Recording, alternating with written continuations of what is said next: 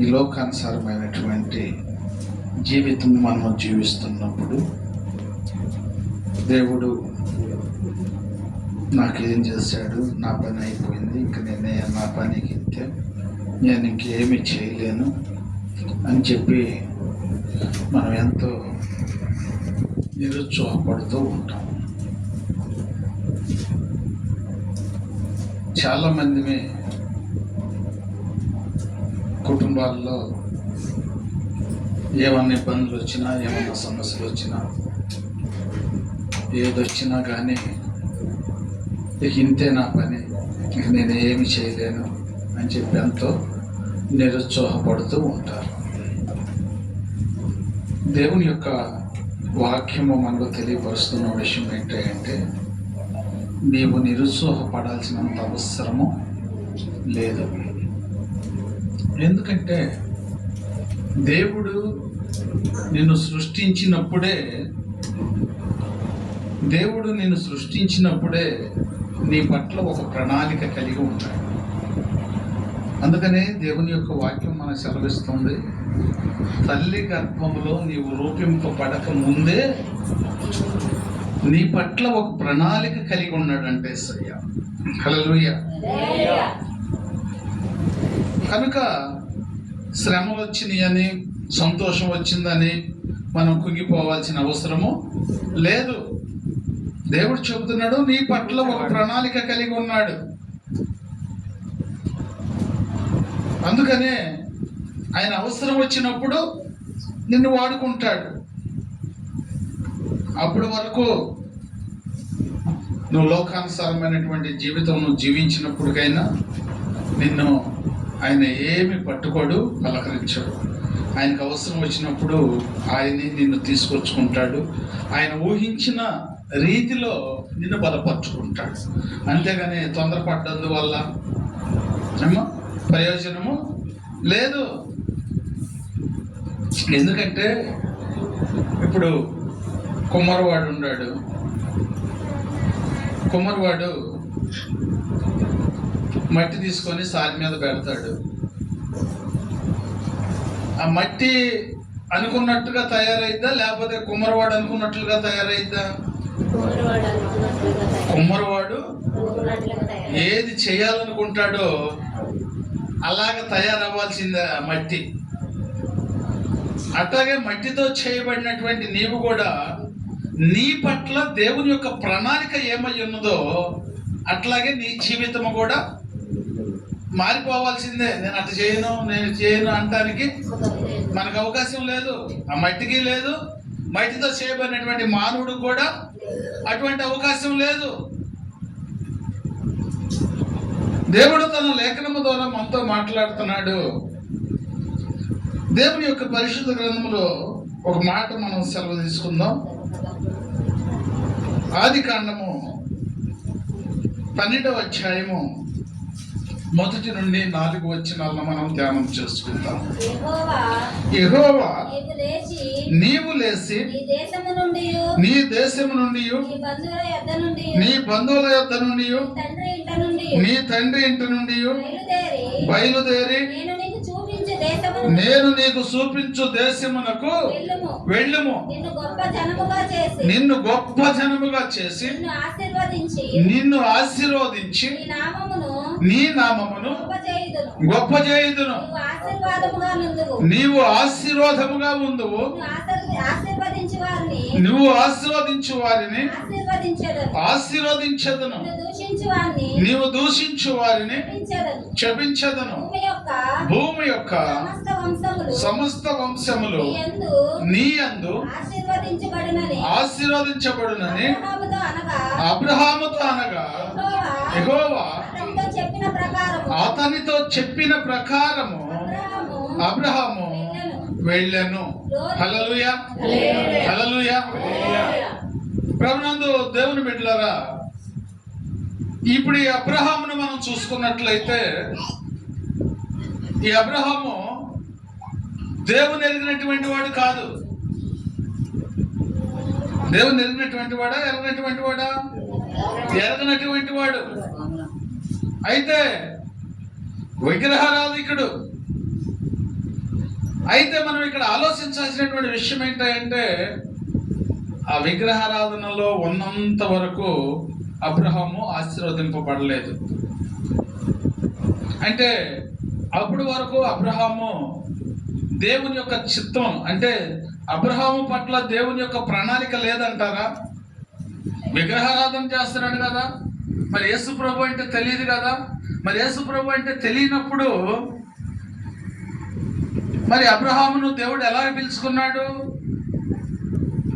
ఏమో అబ్రహామును దేవుడు ఎందుకు పిలుచుకున్నాడు అంటే ఆయన చిత్తమై ఆయన అవసరమైనప్పుడు ఎవరినైనా తీసుకొచ్చుకొని ఏర్పరచుకుంటాడు ఆయన పనిలో. అలాగే అబ్రహాము జీవితము లోకానుసారంగా ఉన్నప్పుడు అతని గురించి పట్టించుకున్నటువంటి వారు లేరు. దేవునికి అవసరమయ్యాడు, దేవుని యొక్క చిత్తాన్ని ఇదిగో జరిగించాల్సి వచ్చింది. అంటే అబ్రహామును పుట్టించినప్పుడే అబ్రహాము పట్ల దేవుని యొక్క ప్రణాళిక ఏమై ఉన్నదంటే ఇతను విశ్వాసులకు తండ్రి అని చెప్పి దేవుని యొక్క దృష్టిలో ఉన్నది. అనుకున్నాడు అబ్రహాము, నేను విశ్వాసులకు తండ్రిని అవుతాను అనుకున్నాడా? నేను యేసయ్య సేవకుడిని అవుతాను అనుకున్నాడా? నేను యేసయ్య పరిసరలోనే పనివాడిని అవుతాను అనుకున్నాడా? అసలు ఆ తలంపులు ఊహించడానికి కూడా అవకాశం లేదు. ఒక అబ్రహాము విషయమే కాదు, నీ విషయము నా విషయం కూడా. ఇంతకుముందు మనం ఏ స్థితిలో ఉన్నటువంటి వారము? యేసయ్య అంటే ఎవరో తెలియదు, కానీ దేవుని చిత్తము నీ పట్ల ఒక ప్రణాళిక ఉన్నదని నీవు నేను మనము గ్రహించలేము. ఎప్పుడు గ్రహిస్తామంటే ఆయనకు అవసరమైనప్పుడు, ఆయన మనం తీసుకొచ్చుకున్నప్పుడు, మనల్ని వాడుకుంటున్నప్పుడు, అప్పుడు మనం తెలుసుకొని ఇదిగో సాక్ష్యం చెబుతూ ఉంటాం. అబ్రహాము పట్ల దేవుని యొక్క ప్రణాళిక ఉన్నది కాబట్టి ఇదిగో అబ్రహాముతో దేవుడు మాట్లాడాడు. అబ్రహాం, నేను చూపించే దేశానికి నువ్వు వెళ్ళు, నీ బంధువులను, నీ స్నేహితులను, సమస్తాన్ని కూడా నువ్వు విడిచిపెట్టేసి నువ్వు వెళ్ళు అంటే అబ్రహాం ఏం చేశాడు? ఏమో చెప్పినట్లుగా, దేవుడు చెప్పినట్లుగా వెళ్ళిపోయాడు. ఎందుకని? ఏమో దేవుడు యేసు ప్రభు అంటే ఎవరో తెలియదు కదా అబ్రహాముకి. మరి తెలియనప్పుడు అబ్రహాము దేవుని యొక్క మాట ఎందుకు విన్నాడు? ఆయన చిత్తము అబ్రహామును విశ్వాసులు తండ్రి చేయాలని ఉంది కాబట్టి ఆయన చెప్పినప్పుడు తప్పనిసరిగా వినాల్సిందే. అయ్యా సీను, 4 రోజులు పని ఉందయ్యా, నువ్వు రా అన్నాను అనుకో, ఏమంటావు? 4 రోజులు ఆగి వస్తానయ్య గారు, ఇప్పుడు నాకు ఖాళీ లేదంటావు. ఖాళీ లేదంటే నేనేమంటాను? సర్లే అంటాం. ఇది లోకానుసారం. అయితే దేవుని యొక్క చిత్తం కదలబాటండి, అట్లా కూర్చో. దేవుని యొక్క చిత్తం ఏంటి అంటే నిన్ను అడిగితే నువ్వు 4 రోజులు ఆగి వస్తానంటావు, ఆయన పిలిస్తే ఆ మాట అనడానికి అవకాశం లేదు. ఎందుకంటే నాకు నీతో అవసరం, నీకు దేవునికి నువ్వు అవసరం. అంటే రేపు వస్తాను, ఎల్లుండి వస్తానని చెప్పడానికి అవకాశం లేదు. అని చెప్పి ఆయన అవసరమైతే రా అంటే వెళ్ళిపోవాల్సిందే. వెళ్ళిపోయే మనస్సును దేవుడు నీకు కలుగజేస్తాడు. అలాగే అబ్రహాముకు దేవుడు అట్టి మనసును ఇచ్చాడు. విన్నాడు, విని దేవునికి లోపడ్డాడు, వెళ్ళాడు, ఆశీర్వదింపబడ్డాడు. ఈరోజు దేవుడు తన వాక్యం ద్వారా చెబుతున్నాడు, నీవైనా నేనైనా ఈరోజు మనం ఇక్కడికి వచ్చి కూర్చున్నాము అంటే మన యొక్క అవసరతలను బట్టి, మన యొక్క ఇదిగో కోరికలను బట్టి ఆయన సన్నిధికి మనం వచ్చినటువంటి వారము కాదు. ఈరోజు మనందరం కూడా ఇక్కడ కూర్చొని ఉన్నామంటే దేవుని యొక్క చిత్తానుసారంగా ఆయన మనం తీసుకొచ్చుకున్నాడు. మనం ఆయన దగ్గర రావడం కాదు, ఆయన తీసుకొచ్చుకుంటే వచ్చినటువంటి వారం మనం. ఇంతకుముందు దేవుని యొక్క వాక్యము ప్రకటించబడలేదా? మరి ఎందుకు రాలప్పుడు నువ్వు? అప్పుడు దేవుని యొక్క చిత్తం లేదు, దేవుని యొక్క ప్రణాళిక లేదు. ఆయన చిత్తమై ఉన్నది. నీకు ఇవ్వాల్సినటువంటి సమయం లోకానుసారంగా ఇచ్చినంత వరకు ఇచ్చాడు. ఇప్పుడు ఆయనకు అవసరమయ్యావు కాబట్టి తీసుకొచ్చుకున్నాడు కాబట్టి నువ్వు లోపడాల్సిందే. అబ్రహాం లోపడ్డాడు. ఆ లోపడినటువంటి అబ్రహాంను దేవుడు ఎంతగానో ఆశీర్వదించాడు. ఈరోజు నీ కుటుంబమైనా నా కుటుంబమైనా సంతోషకరంగా జీవిస్తున్నాము అంటే అది దేవుని యొక్క ప్రణాళిక. దేవుని యొక్క ప్రణాళిక. దేవుని ప్రణాళిక లేని కుటుంబాలు ఎన్నో ఉన్నాయి దేవుని పట్ల. దేవుని యొక్క చిత్తము లేనటువంటి కుటుంబాలు ఎన్నో ఉన్నాయి.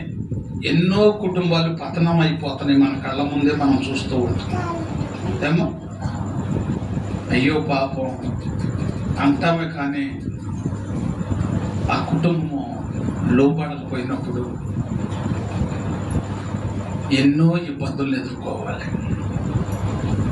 అందుకనే అబ్రహామును దేవుడు అబ్రహాం పట్ల విశ్వాసులకు తండ్రిని చేయాలని ఒక ప్రణాళిక కలిగి ఉన్నాడు కనుక ఇదిగో అబ్రహాంను తీసుకుని వచ్చాడు, విశ్వాసులకు తండ్రిని చేశాడు. హల్లెలూయా, హల్లెలూయా. ఇక్కడ మోషే విషయం కూడా మనం చూసుకున్నట్లయితే మోషే పట్ల దేవుని యొక్క ప్రణాళిక ఏమై ఉన్నదంటే ఐగుప్తి దేశ బానిసత్వం నుండి వారిని విడిపించాలని ఆయన యొక్క ప్రణాళిక ఆయన ముందుగానే ఏర్పాటు చేసుకున్నాడు. ఎందుకంటే ఇదిగో ఇశ్రాయేల్ యొక్క జనాంగము ఐగుప్తి దేశంలో బానిసలుగా ఉంటారు. వారిని విడిపించాలంటే సామర్థ్యం కలిగినటువంటి వారు, విడిపించగలిగినటువంటి వారు ఎవరంటే ముందుగానే మోషేను దేవుడు ఏర్పాటు చేసుకున్నాడు. మోషేను దేవుడు ఏర్పాటు చేసుకున్నాడు.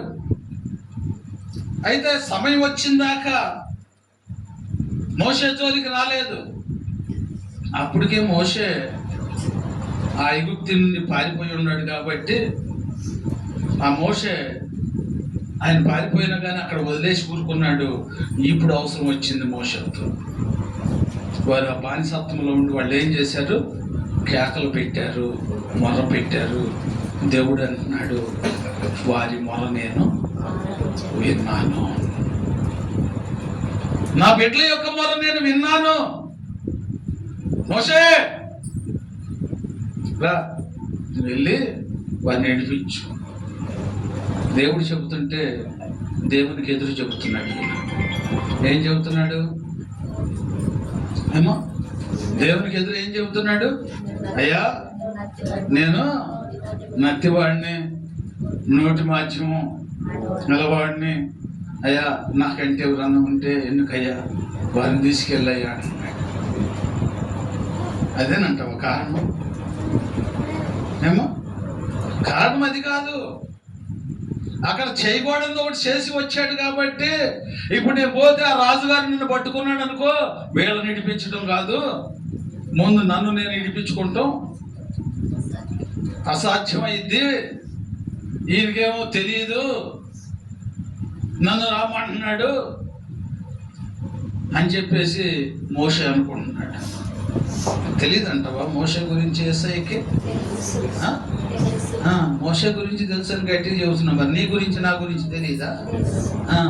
మరి తెలిసినటువంటి నువ్వు లోపడుతున్నావా? ఏమో లోపడాలి. ఆయన అనుకుంటున్నాడు నా సంగతి నీకు తెలియదు, నేను అక్కడేదో ఆ గిద్దను చంపేసి నేను వచ్చి మరి పోతే అక్కడ పోతే మళ్ళీ నేను ఇబ్బంది పడతాను, ఆయన నేను ఇడిపించుకుంటమే కష్టమైందని చెప్పేసి అనుకుంటున్నాడు. మరి ఆ సంగతి తెలిసి కూడా యేసయ్య మరి మళ్ళీ మోషేని అక్కడికి ఎందుకు పంపించాలనుకుంటున్నాడు? ఏమా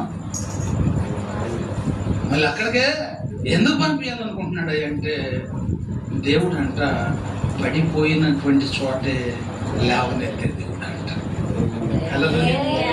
అవమానాలు నిందలను ఎక్కడైతే పడ్డావో అక్కడే నిన్ను తలెత్తుకొని తిరిగేటువంటి జీవితాన్ని నీకు ఇస్తాడంట యేసయ్య. మోషే పట్ల అదే ప్రణాళిక కలిగి ఉన్నాడు ప్రియ దేవుని బిడ్డ. మోషేనే ఎందుకు వెళ్ళమంటున్నాడు అంటే ఒకప్పుడు అన్నాడు, మోషే నా ఇల్లంతటిలో నమ్మకమైనటువంటి వాడు. హల్లెలూయా. మోషే నా ఇల్లంతటిలో నమ్మకమైనటువంటి వాడు. అందుకనే ఆయన అక్కడి నుంచి పారిపోయి వచ్చాడు కనుక ఆయన అక్కడే ప్రయోజకుడిని చేయాలని మోషేను ఏర్పాటు చేసుకొని పంపించడానికి ప్రయత్నిస్తే ఏవేవో చెబుతున్నాడు. మానవుడు కూడా, అయ్యా ఎందుకురా అలా తాగుతావు, జీవితాన్ని ఎందుకు నాశనం చేసుకుంటావు, యేసయ్య సన్నిధికి రాయా, దేవుని యొక్క మాటలు విను, నీ జీవితాన్ని మార్చేస్తాడు, నీ పట్ల గొప్ప కార్యములు జరిగిస్తాడు అంటే ఏం చెబుతున్నారు? ఇంకా సమయం ఉందలే పాస్టర్ గారు మాకు. అది ఇప్పుడేంది, ఈ వయసులో ఇప్పుడు రక్షణ పొందటం ఏంది, ఇప్పుడు మేము దేవుని సన్నిధికి రావటం ఏంది, అసలు ఇప్పుడు అంతా ఎంజాయ్ చేయాల్సినటువంటి సమయం అయితే ఇప్పుడు నేను సన్నిధికి రావటం ఏంది? తెలుసా ఎన్నాళ్ళు బతుకుతావో నీకు తెలుసా? ఏ క్షణంలో ఏమి జరిగిద్దో తెలియదు. వాడికి తెలియనటువంటి విషయం ఏంటంటే దేవుని యొక్క వాక్యము తెలియపరుస్తుంది ఏంటంటే మానవుని యొక్క జీవితం అంట నీటి మీద బుడగ లాంటిదంట. ఎలాంటిదంట? ఎందుకన్నాడు బుడక? మనల్ని ఎందుకు పోల్చాడు? ఏమో నీటి మీద బుడగకి మనల్ని ఎందుకు పోల్చాడు అంటే ఆ బుడగ ఎప్పుడు పగిలిద్దో తెలియదు, నీ ఊపిరి కూడా ఎప్పుడు పోయిద్దో నీకు తెలియదు. అందుకనే సమయం ఉండగానే సమయాన్ని సద్వినియోగపరచుకో. నీకు ఇచ్చిన సమయాన్ని సద్వినియోగపరచుకో. రక్షణ పొందు, బాప్తిసం తీసుకో, దేవుని పనిలో కొనసాగు. ఏ క్షణంలో మనము బుడగ పగిలినట్టు పగిలిపోయినా కానీ మనకి బాధ ఉండదు, భయం ఉండదు. దేవుని యొక్క వాక్యం మనం సెలవిస్తుంటే మనం దేవుని యొక్క వాక్యాన్ని పెడచెవిని పెడుతున్నాం, నిర్లక్ష్యం చేస్తున్నాం. చూద్దాములే చేద్దాములే అని చెప్పి నిర్లక్ష్యం చేస్తున్నాం. ఇదిగో మోషే కూడా అదే చేశాడు, నిర్లక్ష్యం చేశాడు. ఆయన జీవితాన్ని సరిచేయాలని, ఆయన జీవితాన్ని బాగు చేయాలని దేవుడు మోషేను రాయా అని చెప్పేసి అంటుంటే లోపడకపోతుంటే మోషేకి ఎట్లా చెప్తే వినేటట్లు లేడ్లేమని చెప్పేసి తన ఆత్మను బలపరచడానికి దేవుడు మోషే పట్ల ఏం చేశాడంటే ఒక అద్భుతమైనటువంటి కార్యమును జరిగించాడు. హల్లెలూయా. నువ్వు రాను అన్నా నిన్ను ఎలా తీసుకొచ్చుకోవాలో ఆయన తెలుసు. హల్లెలూయా. ఆయన ఎలా తీసుకొచ్చుకోవాలో ఆయన తెలుసు. అందుకనే మోషే ఎంతసేపు బతికిలాడినా కానీ అయ్యా నువ్వు రా, నువ్వు వెళ్ళు అని చెప్పి అంటే అటు కాదయ్యా ఇంకెవరన్నా ఉంటే చూడు అని చెప్పి నిర్లక్ష్యం చేస్తుంటే మోషే ఆత్మను బలపరచడానికి దేవుడు అద్భుతమైనటువంటి కార్యమును జరిగించాడు. ఏంటి అద్భుతమైన కార్యము? మోషే నీ చేతిలో ఏముందయ్యా అని అడిగాడు. ఏముంది అప్పుడు మోషే చేతిలో? కర్ర ఎందుకు ఉంది? గొర్రెలు కాసుకునేవాడు కనుక, గొర్రెలు కాసుకునేవాడు చేతిలో ఏముంటది? కర్ర ఏముంటది? హల్లెలూయా. ఆ కర్ర ఉన్నప్పుడు ఆ మోషేతో మాట్లాడుతూ దేవుడు స్వయంగా మాట్లాడుతున్నాడు. ఆ కర్రను కింద పడే ఒకసారి అన్నాడు. హల్లెలూయా. హల్లెలూయా. ఎప్పుడన్నా భయపడ్డాడు ఆ కర్రను చూసి? భయపడ్డా? భయపడలా. మరి ఇప్పుడు ఎందుకు భయపడి పారిపోతున్నాడు? దేవుడు ఆశ్చర్య కార్యములను జరిగించేవాడు. ఆ కర్ర ఎప్పుడు ఆయన పక్కనే పెట్టుకొని పోనుకున్నాడు, పావును పెట్టుకొని పోనుకుంటా పక్కన. హల్లెలూయా. దేవుడు అద్భుతమైనటువంటి కార్యములను జరిగిస్తాడు. అద్భుతమైన రీతిలో నీ జీవితాన్ని కూడా మార్చేస్తాడు. నువ్వు ఈ రోజు నువ్వు ఇలా ఉన్నావంటే ఎమ్మటే నీ జీవితాన్ని మార్చేస్తాడు. నీ తలంపులు, నీ ఆలోచనలన్నింటిని కూడా మార్చేస్తాడు. పారిపోతున్నాడు. ఆ కర్ర పావును చూసి పారిపోతున్నాడు. ఎందుకు పారిపోతున్నాడు? అసలు ఆ కర్ర గురించి, ఆ పాము గురించి ఇప్పుడు మనం చెప్పుకోవాల్సినంత అవసరం ఏంటి? ఏమా ఎందుకు చెప్పుకోవాల్సి వస్తుందంటే మోషే దేవునికి నమ్మకంగా ఉన్నాడు, కానీ ఇక్కడ చేసినటువంటి ఐగుప్తు దేశంలో చేసినటువంటి దాన్ని బట్టి మోషే హృదయంలో ఏముంది? హల్లెలూయా! ఏముంది? భయం ఉంది, పిరిగితనం ఉంది. పిరిగితనం ఉంటే ఏదైనా మనం ముందుకెళ్ళి ఏ కార్యక్రమం చేయగలమా? చేయలేము. అందుకని దేవుడు ఏం ఆలోచించాడంటే ముందు మోషేలో ఉన్నటువంటి ఆ పిరిగితనాన్ని తీసేయాలి. మోషేలో ఉన్నటువంటి ఆ పిరిగితనాన్ని తీసేయాలి. ఆ పిరిగితనాన్ని తీసేయాలంటే మరి ఏం చేయాలి? ఏదో ఒక అద్భుత కార్యము అక్కడ జరిగించాలంటే ఏం జరిగించాలంటే ఎప్పుడు ఆయన చేతిలో ఉన్నటువంటి ఆ కర్ర మీదే ప్రయోగం చేశాడు ఆయన. హల్లెలూయా! ఎప్పుడైతే ఆ కర్ర కింద పడేసాడో ఆ కర్ర పాము అయిపోయింది.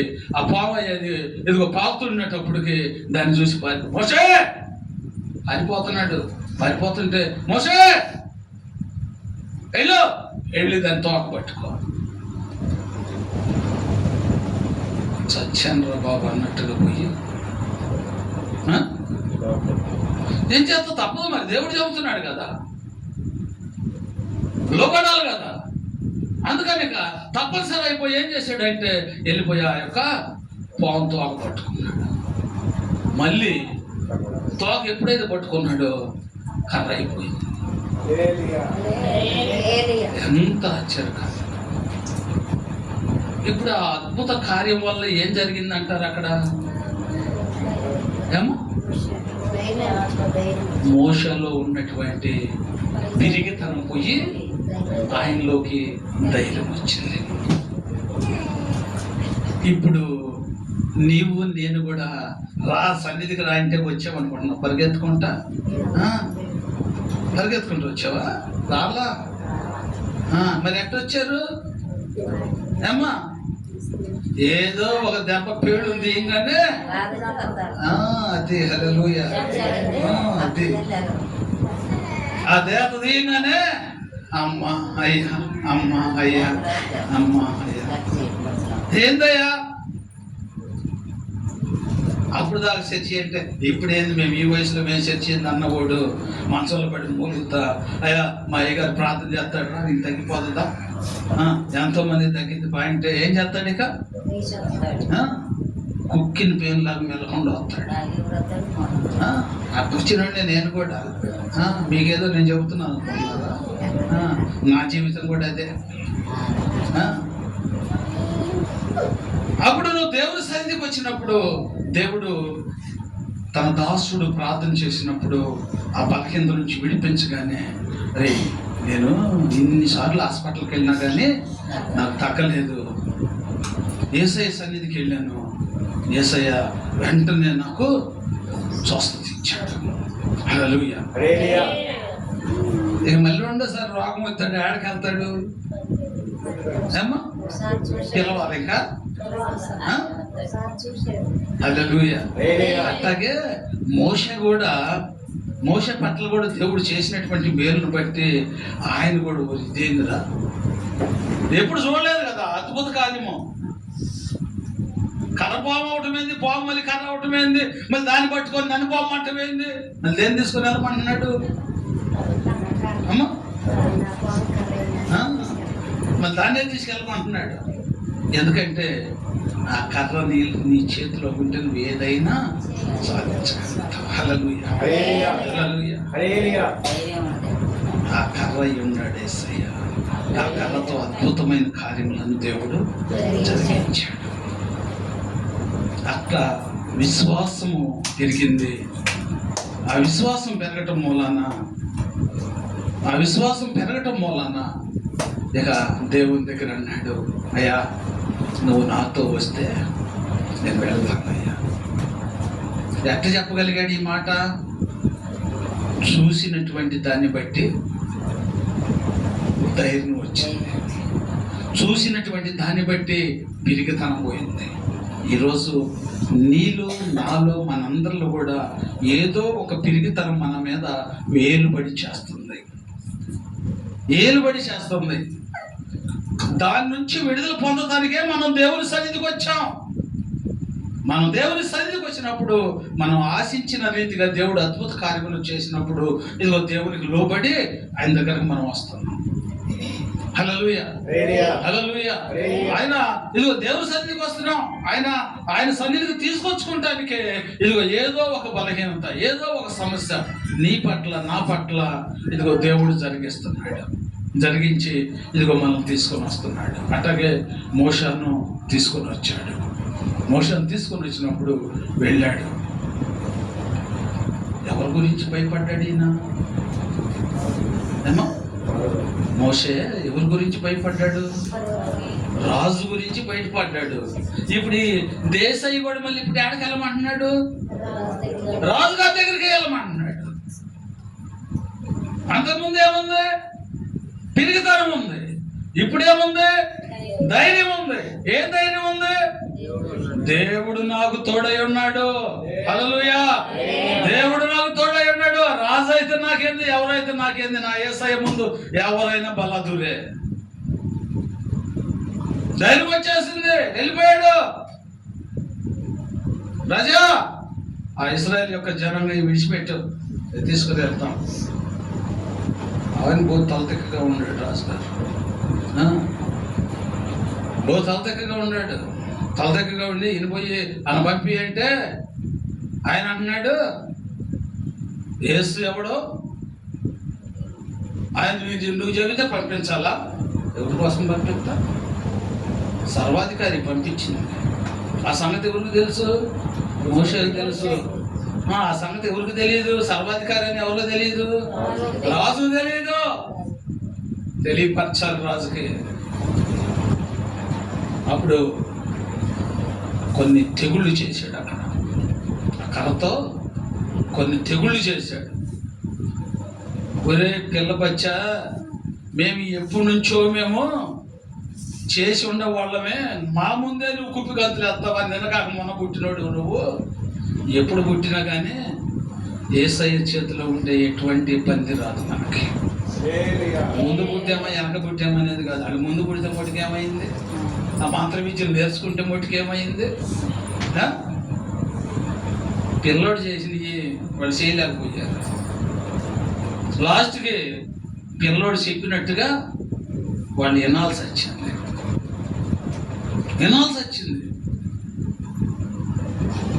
అంటే మోషేను ఈ విధంగా వాడుకోవాలని మోషే పట్ల దేవుడి యొక్క ప్రణాళిక ఉన్నదే.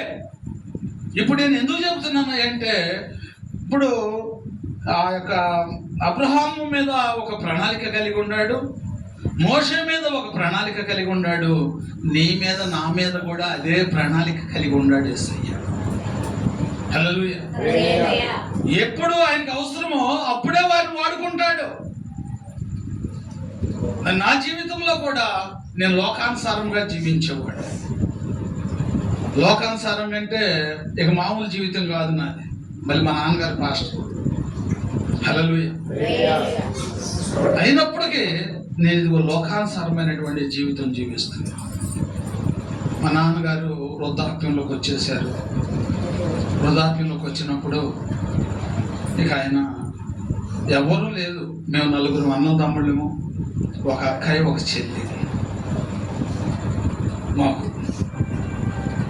అయితే ఎవరు కూడా మా నాన్నకు సహకరించబోయినప్పుడు మా నాన్న ఉపవాసం ఉండి ప్రార్థన చేసి, ప్రభా మరి నాకు వృద్ధాప్యం వచ్చేసింది కదయ్యా, మరి సేవ అంతా మరి ఏం చేయాలి ప్రభా? ఎవరు అప్పు చెప్పమంటావు నాయన? నువ్వు చెప్పయ్యా, నువ్వెవరు చెబితే నేను వారికి ఇస్తానయ్యా అంటే, నువ్వెవరికో ఇవ్వటం ఏంటి? నీ కడుపున పుట్టినటువంటి వాడే నీ సేవ చేస్తాడు. ఇదేంది ఇట్లా మాట్లాడతాడు? ఏందినా? ఎవరు సహకరించేవాళ్ళు లేరు. సహకరించంటే వీళ్ళు చేతనాళ్ళే, ఈయన నాకు తోడుగా ఉంటాడు అని చెప్పి ఆశ కలిగింది. వాళ్ళు చర్చిగా రావటం లేదు.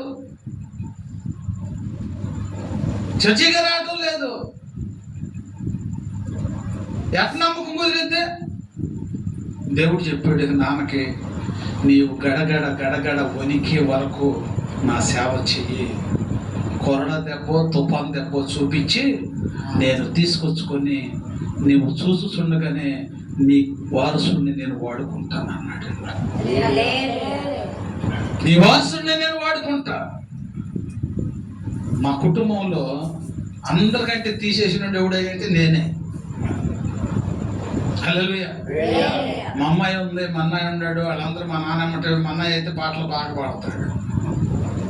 మరి మా అమ్మాయి కూడా ఆయన అమ్మటే తిరిగేది. వాళ్ళు చర్చి అంటే తెలియనటువంటి వాడు, లోకానుసారంగా అన్నిటికీ బానిస్తున్నాయి, లోకానుసారంగా జీవించేటువంటి నన్ను దేవుడు తీసుకొని వచ్చాడు.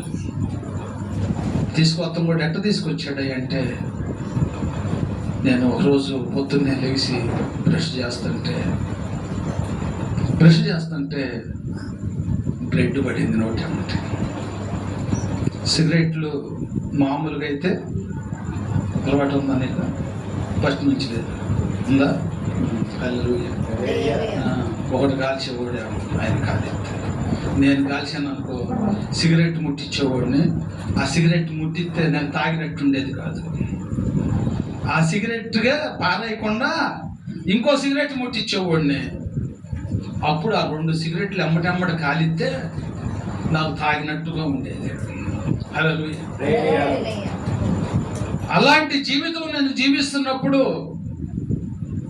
చాలా మంది అనేవాళ్ళు, అరే సిగరెట్ ముట్టెత్తున్నాను, క్యాన్సర్ వచ్చిందిరా నీకు అన్నాడు. ఈ బ్లడ్ పడేటప్పుడు నాకేం గుర్తొచ్చింది? అదే వచ్చింది ఇప్పుడు నాకు కూడా గుర్తొచ్చేసింది. అరే వీళ్ళు క్యాన్సర్ వస్తుంది అన్నారు, నిజంగానే పడుతుందని. ఒక సిగురికి ఏమైనా పొడుచుకుందేమో అని చెప్పేసి నేనేం చేసినంటే మొత్తం నీళ్లు తీసుకొని పుక్కిలి చూసేసి మళ్ళీ బ్రష్ పెట్టి చేస్తే మళ్ళీ అంతే బ్లడ్ పడుతుంది. 2 రోజులు అంతే పడింది. ఏం చేయాలి ఇంకా? ఇప్పుడు చర్చికి వెళ్తానికి వెళ్ళగలమా? ఏమో లోకానుసారంగా జీవించినటువంటి వారము మళ్ళీ అప్పుడు ఆపద వచ్చిందని చర్చికి వెళ్ళాలంటే వెళ్ళగలమా? వెళ్ళలేము.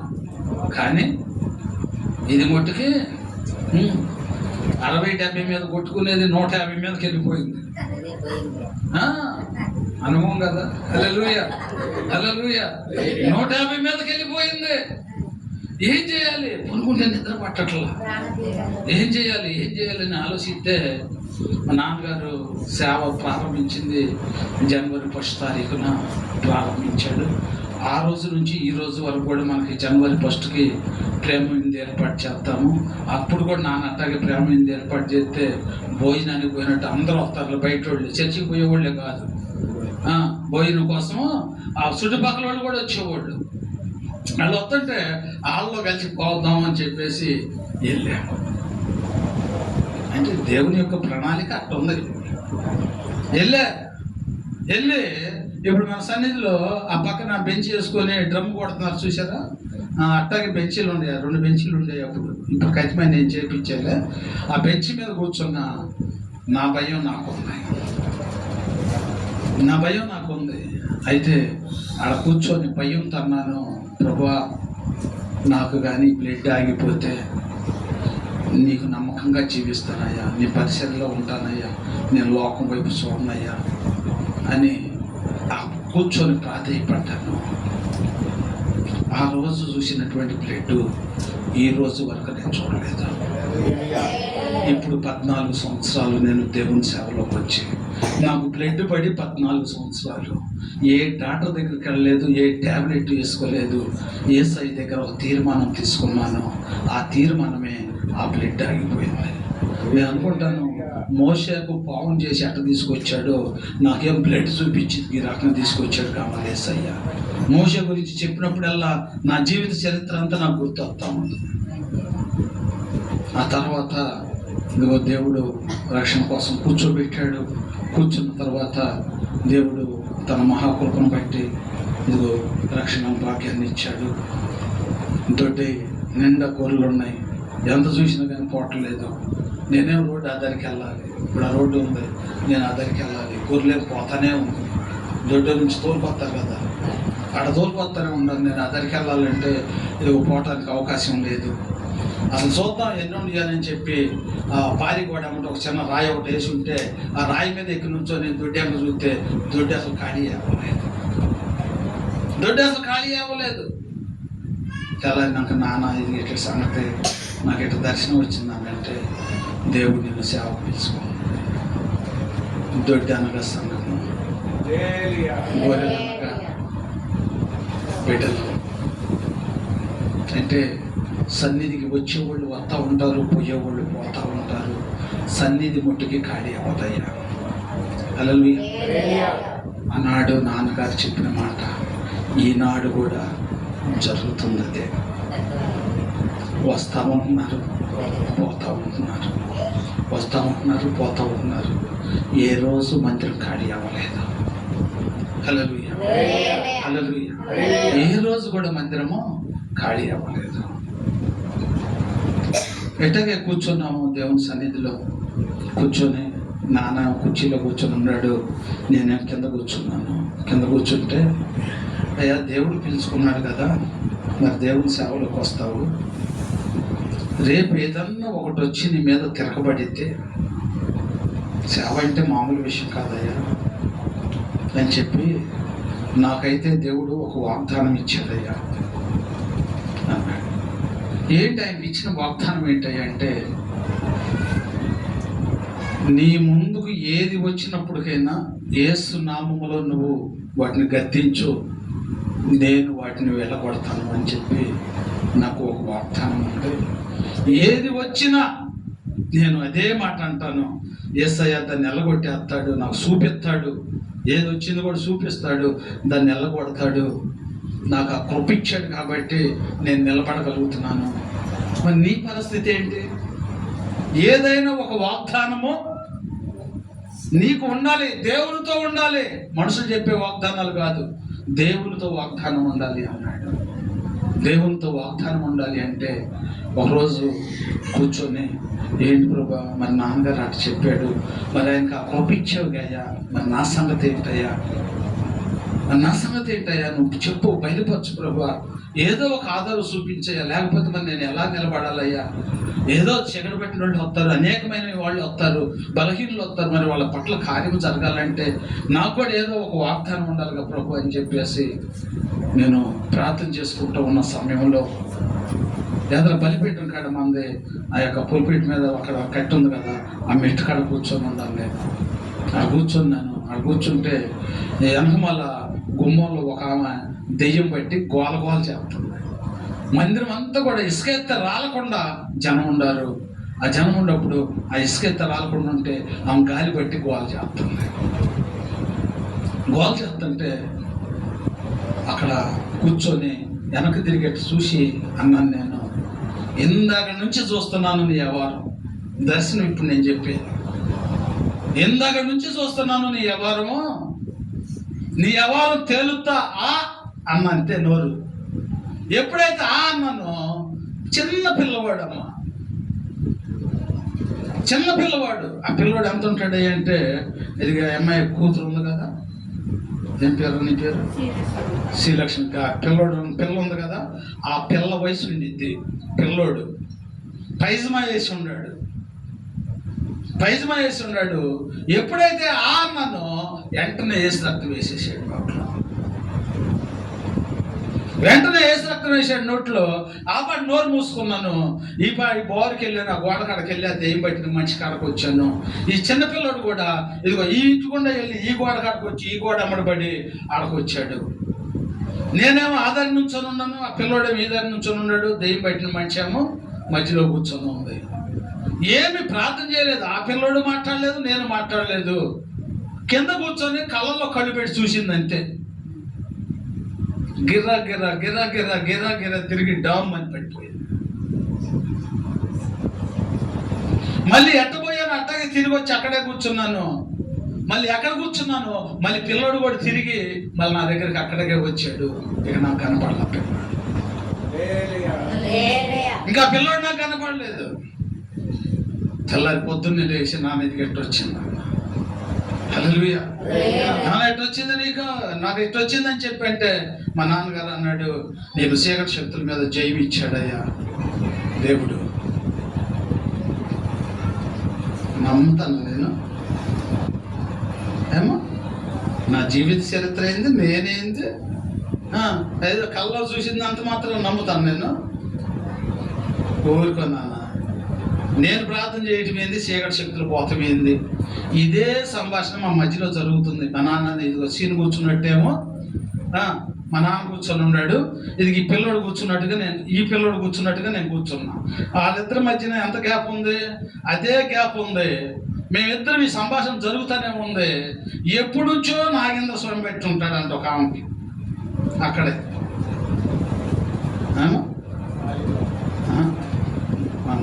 మాది గుమ్మంలోకి వచ్చేసింది. అసలు నిరూపిత్తం కూడా చూడు, అసలు దేవుడు గుమ్మంలోకి వచ్చేసింది. ఆడ మనిషి గుమ్మంలోకి వచ్చేసి గోసి బిగిచ్చేస్తుంది, గోసి బిగిచ్చేస్తుంది. ఇక మా ఇద్దరు మాటలు ఆగిపోయినాయి. ఆమె ఇంకే చూస్తూ ఉన్నాం. ఇదేంద్రా వచ్చింది, ఆడ మనిషి వచ్చిందంటే ఎట్టొస్తారు, ఏదైనా అవసరం అయితే ఎట్టొస్తారు. వచ్చి అయ్యా నా బాగాలేదయ్యా ప్రార్థన చేయంటమో, లేకపోతే ఎదుగు పరిస్థితి ఇదయ్యా అని చెప్పి ఏదైనా అవసరం చెబుతాను. ఆ గోసి బిగెత్తాం గుమ్మలోకి వచ్చి గోసి బిగిచ్చేసింది. ఇక రెండు చేతులు లేపేసి ఇట్టా ఇట్టా ఇట్టా ఇట్టా అనుకుంటా వచ్చేసింది, దగ్గరికి వచ్చేసింది. మా నాన్న కదలేదు, నేను కదలేదు, అదే గ్యాప్లో కూర్చొని ఉన్నాను. వచ్చి ఎట్టా ఎట్టా ఎట్టా ఎట్టా అంటే మా ఇద్దరు మధ్యలో డెవలప్మెంట్ పెట్టుకోవాలి. అక్కడన్నా పడవచ్చు కదా.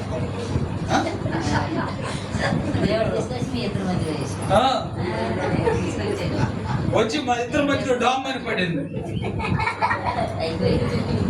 డామ్ అని పడాడు. నాకేం తెలియదు అసలు, నాకు అసలు ఏం తెలియలా. ఆశ్చర్యకరుడు దేవుడు, పరిశుద్ధాత్మ దేవుడు వెంటనే నాలోకి వచ్చేసి ఆ పడిపోయిన ఎమ్మటే చుట్టు పట్టుకున్నా. నాకు తెలియదు పట్టుకున్న సంగతి. ఎమ్మటే ఆమె చుట్టు పట్టుకున్నా. లేదు ఎవరు ఎక్కడి నుంచి వచ్చావు, ఎందుకు వచ్చావు, దెబ్బ ఎత్తున్నాయమ్మాయి. నాది నవలూరు, పుట్టతోటకాడ నుంచి వచ్చాను. ఇంతకుముందు నాకు ఆరాధన చేసింది, ఇప్పుడు నాకు చేయట్లా, తీసుకెళ్తానికి వచ్చి. తీసుకెళ్తావా? ఎవరు అనుకుంటున్నావు? దేవుని బిడ్డ. ఎక్కడికి వచ్చింది? ఆయన సన్నిధిలోకి వచ్చింది. ఇప్పుడు ఆ బిడ్డను ఇడిచి వెళ్తావా వెళ్ళవా నువ్వు? అయ్యా వెళ్ళిపోతాను, నన్ను వదిలిపెట్టే, దండం పెడతాను, నన్ను వదిలిపెట్టే, నేను వెళ్ళిపోతాను. ఈ సంభాషణ జరుగుతూ ఉన్నప్పుడు మా నాన్న కళ్ళల్లో చూశాను. ఏమన్నా ఆయన ఎందకేదో అన్నావుగా నువ్వు అన్నాడు. ఏమన్నాడు? ఎందకేదో అన్నావుగా, ఏందది? ఊరుకున్నా, నేను ప్రార్థన చేస్తే దెయ్యాలు పోవటం ఏందండి, ఇప్పుడు దేన్ని వదిలిచ్చాను? ఇందాకేందో అన్నావుగా అయ్యా, మరి ఇప్పుడు ఏంది ఇది? మోషే ధైర్యం వచ్చినట్టు నాకు కూడా ధైర్యం.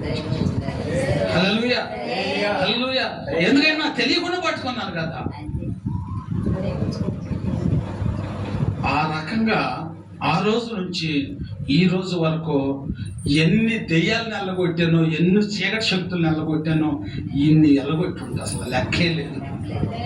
అసలు అది వస్తే నాకు ఒక సంతోషం ఉండేది. అదేందో మరి. హల్లెలూయా అమ్మా. ఎందుకంటే సంతోషమని ఎందుకు చెబుతున్నానంటే, దీన్ని ఎల్లగొడితే సూర్తి ఇంకెళ్ళు అన్న ఒక ఆత్మ వచ్చింది అన్నమాట.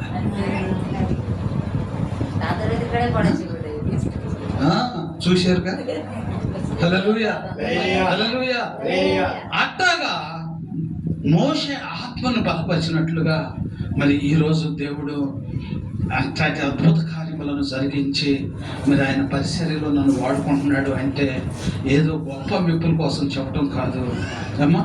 అందరూ బైబిల్ స్టడీ చేసి వచ్చిన వాళ్ళే, ఇప్పుడు సేవకులు అందరూ కూడా బైబిల్ స్టడీ చేసి వచ్చిన వాళ్ళే. నాకు బైబిల్ స్టడీయే తెలియదు అసలు, నాకు బైబిల్ స్టడీయే తెలియదు, అసలు చదివే లేదు నాకు. ఆయన ఇచ్చిన జ్ఞానం బట్టి ఇందుకో చదవగలుగుతున్నాను, ఇప్పుడు రాయగలుగుతున్నాను, దెయ్యాలను ఎల్లగొట్టగలుగుతున్నాను. దేని మీద అయినా కానీ ఇప్పుడు దేవుడు, అప్పుడేమో కొన్నిటి మీద ఇచ్చాడు, ఇప్పుడైతే దేవుడు సమస్త చీకటి శక్తుల మీద దేవుడు జయము దయచేశాడు. హల్లెలూయా, హల్లెలూయా, హల్లెలూయా. అలాగే మోషే కూడా అదే ధైర్యంతో వెళ్ళాడు. మోషే కూడా అదే ధైర్యంతో వెళ్ళిపోయాడు. ఎవరి దగ్గర? రాజుగారి దగ్గరికే వెళ్ళాడు. రాజుగారి మీద తిరగబడ్డాడు. ఆయన బిడ్డలను విడిపించుకొని తీసుకొని వచ్చాడు. హల్లెలూయా. ఈ మధ్యలో ఏమేమి కావాలన్నా కానీ ఎంత ప్రయోగాలు జరిగినాయి. అయినా భయపడ్డా? మోషే భయపడ్డా? మరి ఆయన ఎమ్మటి ఉన్నవాళ్ళు భయపడ్డారా? వాక్యం వింటలే కదా ఆయన. మోషే అయ్యో వచ్చేస్తున్నాడు ఆయన. సమాధులు అక్కడ ఊళ్ళో సమాధులు స్థలం సాలదని ఈ ఎడారిలో తీసుకొచ్చావా అన్నారా? భయపడకపోతే ఆ మాట వచ్చిద్దా? భయపడితే వచ్చిద్దా? మరి భయపడ్డారంటే నాకేమన్నారు మీరు? హల్లెలూయా. మోషే భయపడలేదు కానీ ఆయన ఎమ్మట ఉన్నటువంటి వారు భయపడ్డారు. ఎందుకని? ఏమో ఎన్నో కార్యాలు చేసాడు కదా మోషే కూడా, ఎన్నో కార్యాలు చేసాడు కదా. మరి మోషే కార్యాలు చేసినప్పుడు వాళ్ళు చూశారుగా. చూసిన మరి వాళ్ళు ఎందుకు భయపడుతున్నారు? మాకు మోషే ఉన్నాడులే, మమ్మల్ని తప్పిస్తాడని వాళ్ళు ఎందుకు అనిపించుకోలేదు? మరి ధైర్యం ఎందుకు రాలేదు? ఎందుకు రాలేదంటే వారు దేవుని యందు దృష్టి ఉంచలేదు. వారు దేవుని యందు దృష్టి ఉంచలేదు. ఈరోజు కప్ప దూకినా భయపడుతున్నావు, తేలు పడ్డది భయపడుతున్నావు, పాము వచ్చినా భయపడుతున్నావు అంటే దేవుని యందు నువ్వు దృష్టి ఉంచబోకపోతే నువ్వు భయపడుతున్నావు. మోషే ఎందుకు భయపడలేదు? ఏ శ్రమ వచ్చినా, ఏ శోధన వచ్చినా ఎందుకు భయపడలేదంటే మోషే పట్ల అద్భుతమైన కార్యములు చేశాడు. మోషేకు దేవుడు నేను వాగ్దానం చేశాడు, నేను ఉన్నాను, నేను నిన్ను నడిపిస్తాను అని చెప్పి వాగ్దానం చేశాడు. కాబట్టి ఆయనలో పిరిగితనం లేదు. పిరిగితనం లేకపోవడానికి కారణం ఏంటంటే ఏ సమస్య వచ్చినా, ఏ ఇబ్బంది వచ్చినా మోషే ఏం చేస్తున్నాడు? ప్రభా ఏంటైనా దీని ఎవరు ఏంది తోడుగా ఉంటానన్న దేవుడు ఎంత అద్భుతమైన కార్యములను జరిగించాడమ్మా. నీ కుటుంబంలో అట్టి నిరీక్షణ ఎందుకు ఉండలేకపోతున్నావు నువ్వు? అడవిలో పోతుంటే 6 లక్షల కాలు బలం నడుస్తుంటే వాళ్ళు మాంసం కావాలి. కాకరకాయలు కేకరకాయలు ఇయ్యాను మాకు ఎప్పుడు నువ్వు ఆహారం పెట్టేది? ఆ మనుషులకే గతి లేక ఎవరు తప్పిస్తారని చూసిన వాళ్ళు ఇప్పుడు ఏం చేస్తున్నారు? మాంసం కావాలి. ప్రభువా వాళ్ళే మోషే అని అడుగుతున్నారు. మోషే ఏమో నువ్వెవరిని అడుగుతా? దేవుణ్ణే చెప్పండి రా. అడగాలి. అడగాలంటే అదే ఎదురుకుందిగా అమ్మాయి 10 రూపాయలు ఏ అమ్మాయి అని అడుగుతావా? అమ్మాయి మరి ఏసైని అడగాలంటే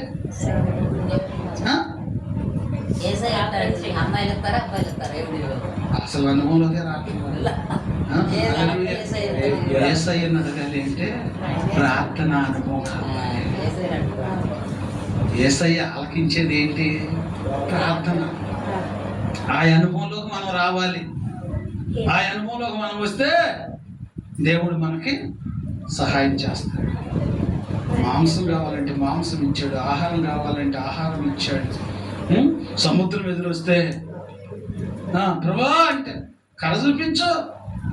ఆ కర్ర చూపిస్తే సముద్రం కూడా 2 పాయలు అయిపోయినాయి. నీళ్లు కూడా ఆయనకు లోపడిపోయి గోళ్ళలాగా నిలబడిపోయినాయి. ఎంత అద్భుత కార్యములను చేశాడు చూసావా? అదే అద్భుత కార్యములు, అదే ఆశ్చర్య కార్యములు నీ కుటుంబంలో, నా కుటుంబంలో దేవుడు జరిగించును గాక. అలాంటి విశ్వాసము, మోషే లాంటి విశ్వాసము మనము కూడా కలిగి జీవింతుము గాక. నీ వల్ల, నా వల్ల దేవునికి ఘనత రావాలంటే ప్రార్థన అనుభవంలోకి మనం రావాలి. ఆ అనుభవంతో మోషే ఇదిగో 6 లక్షల కాల్బలాన్ని నడిపించాడు. ఈరోజు నీ పట్ల కూడా దేవుడు అట్టి కార్యములను జరిగిస్తాడని పిరిగితనంతో ఉన్నటువంటి నీ ఆత్మను దేవుడు ఇదిగో బలపరుస్తున్నాడు. వింటున్న వాక్యానుసారంగా జీవిస్తున్నావా? వాక్యము నీలో ఉంటుందా? నీ జీవితంలో ఒక గొప్ప మార్పును తీసుకురావాలని ఇదిగో దేవుడు తన వాక్యము ద్వారా మనతో మాట్లాడుతున్నాడు. అయితే ఎంత చేసినప్పటికైనా, ఎంత 6 లక్షల కాలువలను నడిపించినప్పటికైనా ఇదిగో చనుగుతున్నారు, గొనుగుతున్నారు, కదిలితే మెదిలితే 6 లక్షల జనం కదా, ఎంతో ఇసుకెత్తున్నారు. ఎవరికి ఏంది 10 మందిని మెయింటైన్ చేయాలంటే మన పని అయిపోతాం ఏమో. 10 మందిని మెయింటైన్ చేయాలంటే ఎవడొచ్చేది అడుగుతాడు, ఈడు సమాధానం చెప్పి పంపించేటప్పుడు ఆడవుతాడు, ఆడు చెప్పేపాటికి ఈడవుతాడు. ఈ 10 మందికే ఇట్లా అనుకుంటే 6 లక్షల కాలువలను నడిపించడం అంటే సామాన్య విషయం. అందుకనే నాకు మంచి లేకపోయేటప్పటికి మోషే దగ్గరికి వచ్చి, మోషే గొంతు నిండిపోతుంది, మంచి నీళ్ళు ఏం చేయమంటావు చెప్పు, నీళ్ళు లేకుండా నీడ తీసుకొచ్చాము, ఏం చేద్దామని తీసుకు. అక్కడేమో అయ్యా బాబు అన్నారు, ఇక్కడికి వచ్చేపాటికేమో కాళ్ళు పట్టుకుంటున్నారు.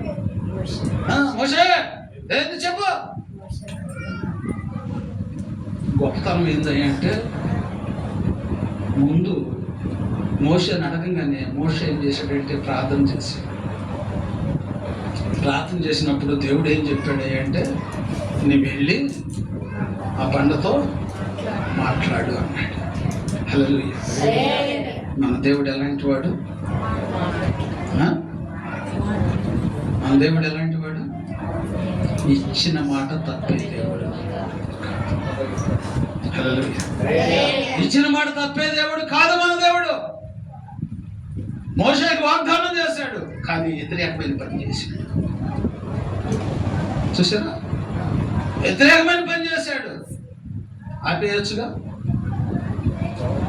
తన బిడ్డలకు నీళ్ళు ఇస్తానన్నాడు కాబట్టి, మోషే నువ్వు వెళ్ళి ఆ బండతో మాట్లాడు, నేను నీళ్ళు ఇస్తాను అని చెప్పంటే, ఈయన ఆవేశపరుడైపోయి ఊగుడైపోయి, ఏదైనా కోపం వచ్చినప్పుడు భర్త మీద అయినా ఇంటి పక్కల మీద అయినా గొడవ ఉంటా ఉంటాం, ఓరక ఎగరొప్పు మీద ఉంటాం. అసలు దొరికి నువ్వు లేద్దామని చెప్పి ఉంటామని ఏమో కొడతాడే ఉన్నది మళ్ళీ పయ్యం అమ్మా, ఆయాసంతో ఉంటాం. అట్లాగే వచ్చేసాడు మోషే కూడా. వచ్చేసి, మూర్ఖులారా నేను మీకు నీళ్ళు ఇవ్వాలా?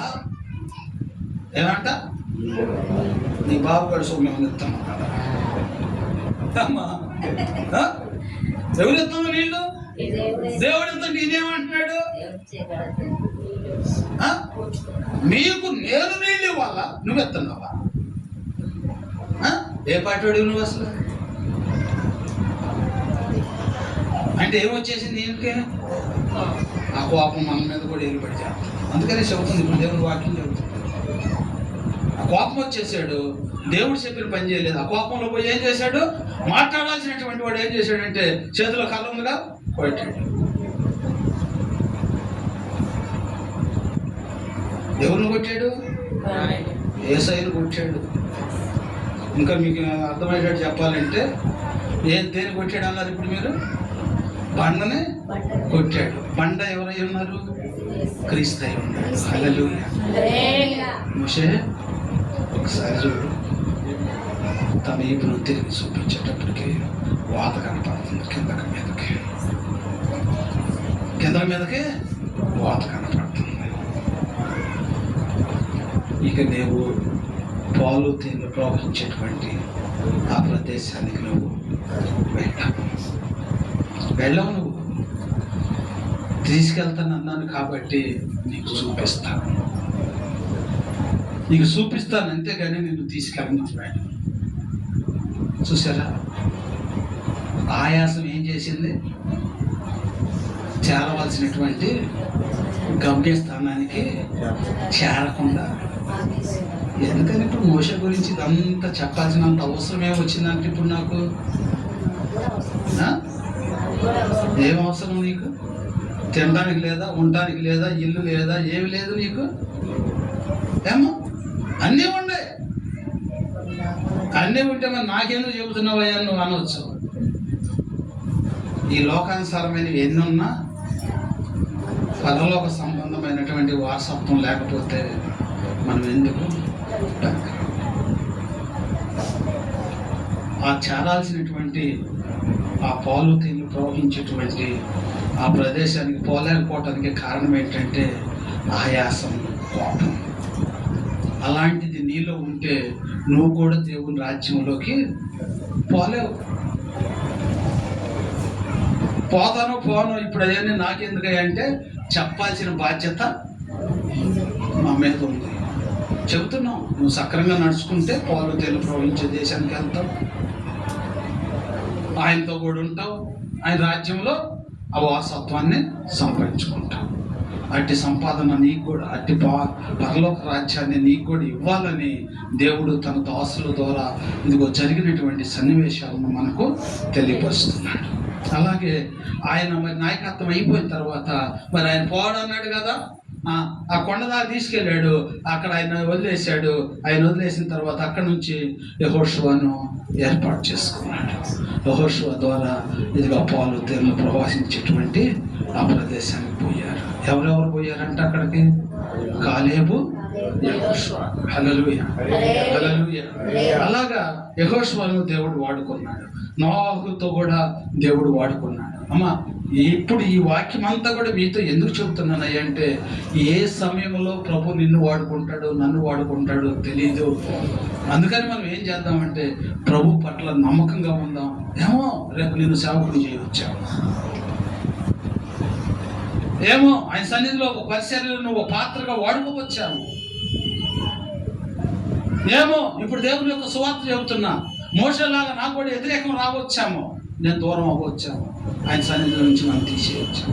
పెట్టాలన్నా ఆయన సమర్థుడు, తీసేయాలన్నా ఆయన సమర్థుడే. అందుకనే ఆయన మనం నమ్ముకుంటే మన పట్ల దేవుడు గొప్ప కార్యములను జరిగిస్తాడు. నోవాహు పట్ల దేవుడు ఎంతో ఉగ్రతమైనటువంటి జన్మలోకి వచ్చారు. జలప్రళయంలో నుంచి ఇదిగో దేవుడు నోవాహు ద్వారా తన కుటుంబాన్ని కాపాడుకున్నాడు. యోహాను ద్వారా ప్రభు ఇదిగో తన యొక్క మార్గమును సిద్ధపరిచాడు.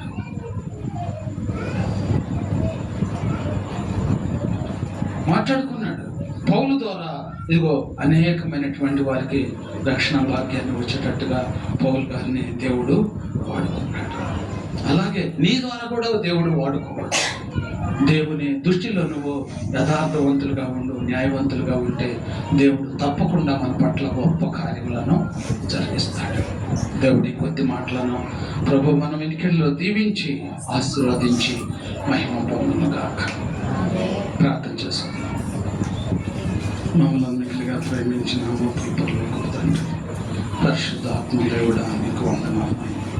నీ యొక్క మహాకృపను బట్టి, నీ దయను బట్టి, నీ అనాథ సంకల్పమును బట్టి ప్రభువా, ఇదిగో నీ బిడ్డలైనటువంటి మమ్మలను ప్రభువా ఎంతగానో ప్రేమించి నీ సన్నిధికి తీసుకొని వచ్చి నీ దాసుల ద్వారా నువ్వు చేసిన అద్భుత కార్యములను ఇదిగో మాతో మాట్లాడావు ప్రభువా. మేము విన్నటువంటి వాక్యం ప్రభువా మమ్మల్ని బలపరచినట్లుగా నీ కృప మాకు తోడుగా ఉంచమని ప్రార్థిస్తున్నాం నాయన. అయ్యా ఇదిగో నీకు లోబడినటువంటి వారు అబ్రహాం గురించి మాట్లాడావు, యెహోషువ గురించి మాట్లాడావు, మోషే గురించి మాట్లాడావు, నోవాహు గురించి మాట్లాడావు, యోహాను గురించి మాట్లాడావు, పౌలు గారి గురించి మాట్లాడావు ప్రభువా. నీకు వందనాలు అయ్యా. ఇదిగో మేము కూడా అట్టి విశ్వాసము కలవారమై జీవించులాగన మా జీవితాలను సరిచేసి మా పట్ల నీ గొప్ప కార్యములను జరిగించి నీవే మహిమ ఘనత ప్రభావాలు పొందుకోమని క్రీస్తు నామములు అడుగుచున్నాము తండ్రి. ఆమేన్. పరలోకమందు